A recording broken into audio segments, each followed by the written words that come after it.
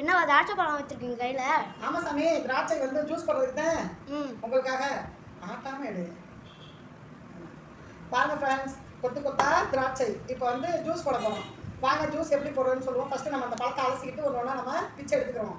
எப்படி எடுக்கணும் பிச்சுனா எப்படி நல்லா அலசிட்டு ஜூஸ் போட்டுருவோம். ஓகேவா?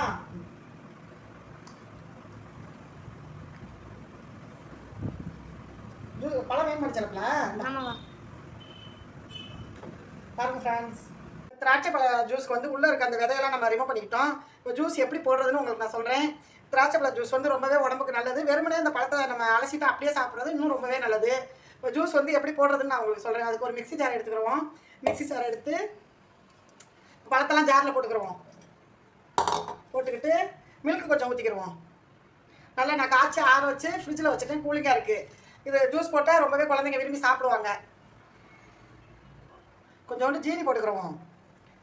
ஏன்னா கொஞ்சம் ஜூஸ் அதிகமாக இருந்தால் குழந்தைங்க கொஞ்சம் விரும்பி சாப்பிடுவாங்க. முந்திரி பருப்பு கொஞ்சம் வாங்கி அப்படியே பிச்சு வச்சுருக்கேன், அதையும் போட்டுக்கலாம். அப்போ முந்திரி பருப்பு எதுக்குன்னா கொஞ்சம் வாசமாக இருக்கும், அதுக்காக. ஓகேவா? இப்போ நம்ம அரைச்சிக்கலாமா?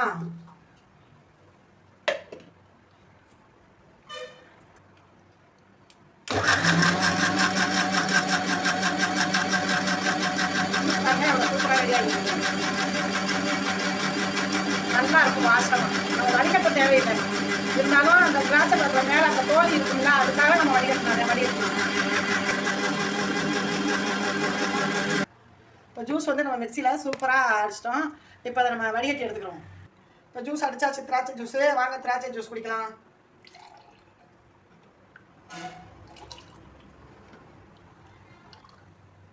இப்போ திராட்சை ஜூஸில் கொஞ்சோண்டு முந்திரி பருப்பு போட்டுக்கலாம். இப்போ அது முந்திரி பருப்பு நல்லா மென்று சாப்பிட்டுட்டு குடிக்கும்போது ரொம்பவே சூப்பராக இருக்கும். என்னவா குடிக்கிறீங்க? திராட்சை பழம் ஜூஸ் பாதோ முந்திரி பருப்புலாம் போட்டு ஒரு மாதிரி வெயிலாக இருந்துச்சு. சரி, உங்களுக்கு போட்டு தான் வச்சிருக்கேன்.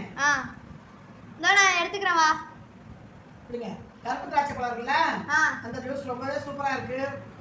ஓகே ஃப்ரெண்ட்ஸ், நம்ம திராட்சை பழத்தை வந்து முழுசாக அலசிட்டு அப்படியே சாப்பிட்றது ரொம்பவே டேஸ்ட்டாக இருக்கும்.